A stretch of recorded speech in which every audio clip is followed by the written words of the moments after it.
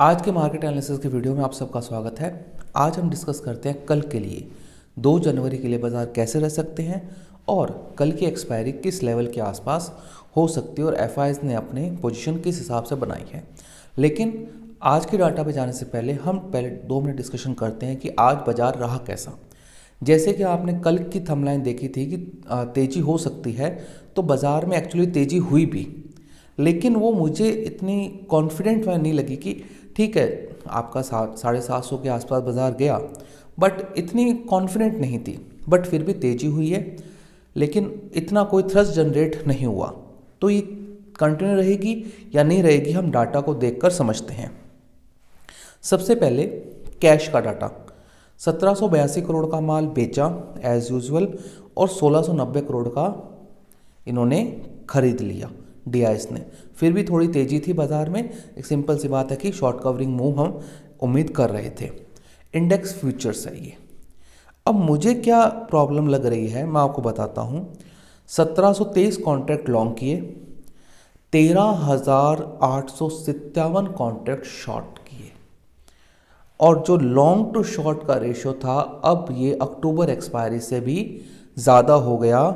2,22,062 contract से ये बढ़कर हो गया 2,34,196। इसका मतलब ये होता है कि बाज़ार में अगर कोई भी अपवर्ड मूव आया वो सेल बनेगा शार्पली, बट आएगा बड़ा और शॉर्ट नीचे ही कटेगा।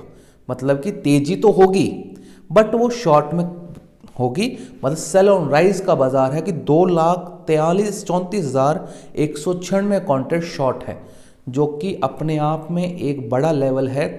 और अब ये कितने शॉर्ट करेंगे मुझे कुछ समझ नहीं आ रहा, क्योंकि 13.54 पर आ गए। अब रेशियो भी धीरे धीरे कम स्पीड से गिर रहा है। अब तो ये हो रहा है कि आप नेट शॉर्ट 100 पे आ जाइए, मतलब आप लॉन्ग में अपनी पोजीशन रखिए मत। जबकि ये पहला हफ्ता है, जनवरी एक्सपायरी का पहला हफ्ता, और इतना डेंजरस डाटा बना है। तो आप सोच लीजिए कि डाटा कितना खतरनाक है ये। मैं कहता हूँ आप स्टॉक फ्यूचर से दूर रहिए, स्टॉक फ्यूचर ठुकेंगे सबसे पहले।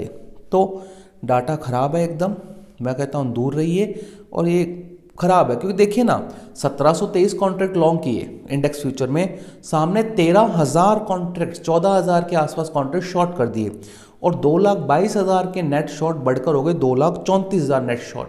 तो डाटा इज एक्सट्रीमली नेगेटिव, पहला पॉइंट। इंडेक्स फ्यूचर में इन्होंने लॉन्ग काटे और शॉर्ट भी काटे हैं, क्योंकि आपके बड़े लार्ज कैप में तेजी हुई थी, शॉर्ट इन्होंने काटे तो वो शॉर्ट कवरिंग मूव उनमें बैठ गया।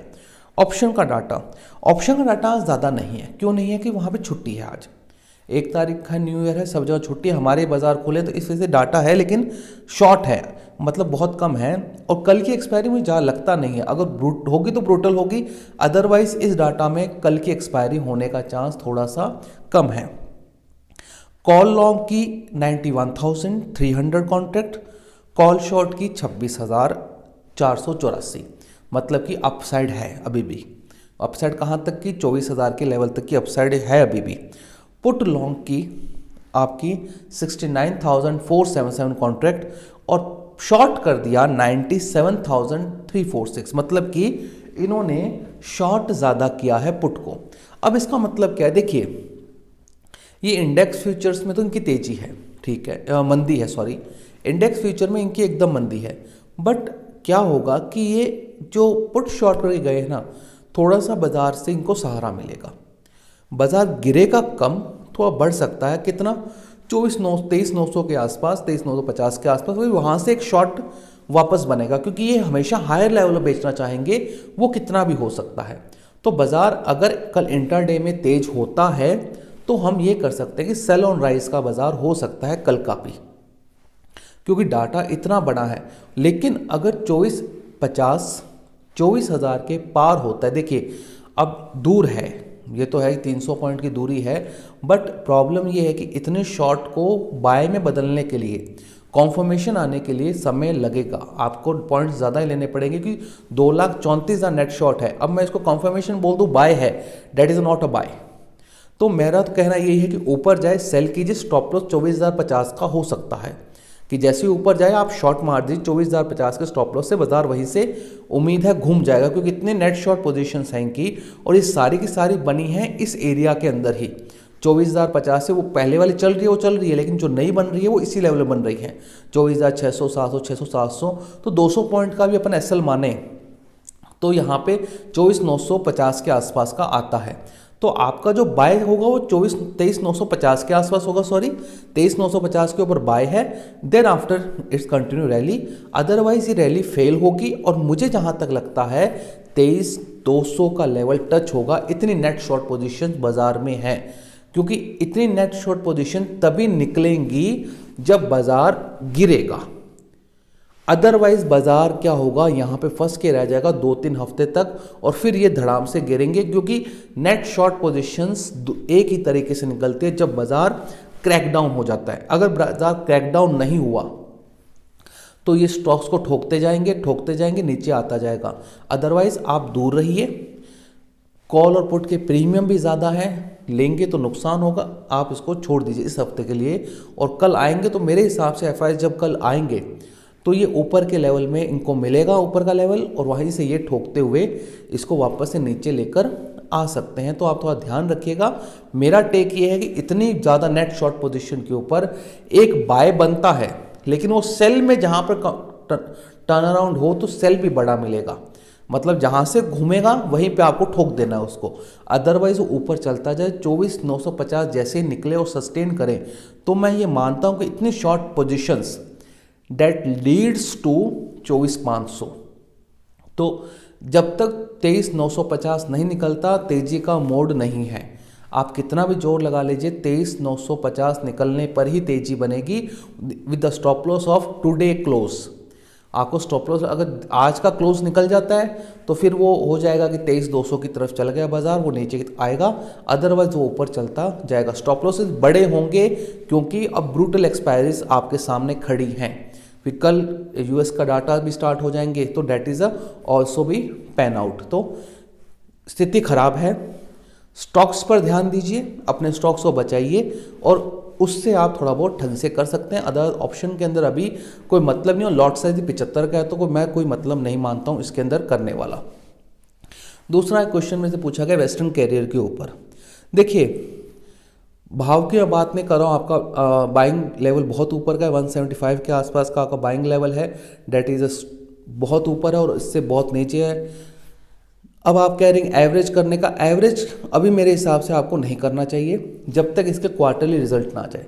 इनके क्वार्टरली रिजल्ट्स आप देखिए, इनकी बुक वैल्यू देखिए जो इनका आता है कि हाँ कितना प्रॉफिट बना रहे हैं, और इनका प्रोजेक्ट एग्जीक्यूशन। क्योंकि देखिए वेस्टर्न कैरियर हो गया, इन कंपनीज में प्रॉब्लम क्या है कि इनके पास प्रोजेक्ट्स बड़े आते हैं। प्रोजेक्ट्स बड़े आते हैं तो इनको प्रोजेक्ट्स को एग्जीक्यूशन के अंदर थोड़ा समय लगता है, फिर उसका रेवेन्यू जनरेट होता है स्टेप बाय स्टेप कि हाँ हमने 20% कंप्लीट किया, 20% मार्जिन आया, रेवेन्यू बुक करेंगे, फिर 25% करेंगे, फिर 35% करेंगे। तो इन कंपनीज में ये एक सबसे बड़ी प्रॉब्लम है। तो वेस्टर्न कैरियर के अंदर स्पेसिफिकली अगर कहें, वेस्टर्न कैरियर बोल लीजिए या कोई कैरियर कंपनी बोल लीजिए, इनमें क्या होता है एग्जीक्यूशन प्रॉपरली हो रहा है। अगर आपको इस क्वार्टरली रिजल्ट के अंदर और मैनेजमेंट की कमेंट्री के अंदर आपको ये लगे कि हाँ इनकी बुक वैल्यू साइज ठीक जा रहा है, इनके पास ऑर्डर फ्लोज हैं, पाइपलाइन के इनके ऑर्डर्स हैं और company is determined to the execution of the orders, thereafter you are decide to buy the more. Otherwise loss book करना तो है ही आपको, क्योंकि इतना नीचे आ चुका है कि आपका 50% 45% कैपिटल उड़ रहा है। डेट इज़ अ हार्ड, बहुत दुख वाली बात होती है जब इतना पैसा जब जाता है एक स्टॉक के अंदर। तो आपको थोड़ी सी मेहनत करनी पड़ेगी। वैसे मैं रिजल्ट सीजन आएगा तो मैं हर एक कंपनी का सेपरेट रिजल्ट का बताऊंगा, उसके अंदर अपन उसकी बात भी कर लेंगे वेस्टर्न कैरियर की, या जो भी आपके स्टॉक्स होंगे उनकी बात करेंगे अपन।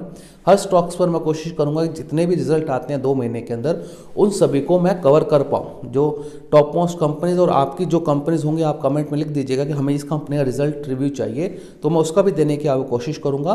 तो वेस्टर्न कैरियर का मैं दूंगा आपको रिजल्ट रिव्यू, लेकिन आपको ये देखना है कि पाइपलाइन में उनके कितने ऑर्डर्स हैं और उनका एग्जीक्यूशन कैसे हो रहा है। अगर एग्जीक्यूशन सही हो रहा है डेट इज नो कोई भाव तो देखिए आज नहीं तो कल आ जाएंगे, अगर आपकी कंपनी सही है तो। वैल्यूएशन ऊपर नीचे हो सकते हैं, आपका पैसा बनने में थोड़ा समय लग सकता है। अगर कंपनी सही है और वो पाथ पर है अपने, that is not a problem. तो वो चीज़ आपको देखनी पड़ेगी, वो हमें पता चलेगा आपका रिजल्ट के बाद ही। जब उसका रिजल्ट आ जाएगा, देयर आफ्टर वी डिसाइड कि इसमें होगा क्या। अब अदरवाइज मैं अभी बहुत जल्दी होगा। आईपीओ की मैं अगर डाटा को देखकर बताऊं तो डेट इज़ थोड़ा समय हो गया, तो उसमें कोई मतलब नहीं है। तो रिजल्ट आने दीजिए, इसका क्या रहता है, और बाकी आपने आपसे डिसाइड कीजिए आपका टॉलरेंस लेवल क्या है। आपका 100 टॉलरेंस लेवल है या आपका 80 है या कितना है, उस टॉलरेंस लेवल के ऊपर आप डिसाइड कर सकते हैं। लेकिन ये टूट बहुत चुका है क्योंकि, और दूसरा क्या चीज़ है, टेक्निकल पॉइंट ऑफ व्यू देखिए तो डाउनवर्ड चैनल में है। अभी डाउनवर्ड चैनल में ये ऊपर का चैनल काटेगा तभी होगा, क्योंकि ये देखिए हर प्राइस, और आपको ध्यान देना था थोड़ा सा, ये इसका हर प्राइस नीचे आ रहा है। हाँ, मुझे मैं मानता हूँ कि कटना मुश्किल होता है, कटता नहीं है, लॉस में कटता नहीं है, लेकिन ये नीचे आ रहा है। तो थोड़ा समय दीजिए, और रिजल्ट्स के पहले है। बाकी वेस्टर्न कैरियर के अंदर यही होगा कि इन कंपनीज के अंदर लॉन्ग टर्म का ही सोचा जाता है। एग्जीक्यूशन इनमें 5-5, 6-6 साल का एग्जीक्यूशन डिले हो जाता है रेवेन्यू बुक करने के अंदर। देयर आफ्टर इट्स आपको पता चलेगा कितना रेवेन्यू बुक हो रहा है, कितना क्या हो रहा है। देयर आफ्टर हम, क्योंकि समय लगता है, बड़े प्रोजेक्ट्स होते हैं, पाइपलाइन इनकी बड़ी है। कोई एक्चुअल जैसी कंपनी नहीं है या कोई दूसरी कंपनी थी जिनके अंदर आज प्रोडक्ट बेचा, सेल बुक हो गई। इनको एग्जीक्यूशन करना पड़ता है, that is a different face of the company. तो थोड़ा ध्यान रखिएगा। और बाजार में मेरा टेक यही है, बाजार में तेजी होती है थोड़ी सी, तो इतने शॉर्ट्स है कि तेजी वो करवा देगा। जहाँ से बाजार मुड़े वहाँ पे शॉर्ट कीजिए, क्योंकि एफआईज अपनी शॉर्ट पोजीशन नहीं छोड़ रहे हैं। इनका टारगेट जो मुझे लग रहा है वो 23,200 लग रहा है। 23,200 के नीचे 22,500 तक बाजार फिसल सकता है, तो ध्यान रखिएगा इसका। अगर आप चैनल पे नए हैं और पहली बार आप वीडियो देखा है तो थैंक यू फॉर वॉचिंग, और लाइक शेयर सब्सक्राइब जरूर कीजिएगा।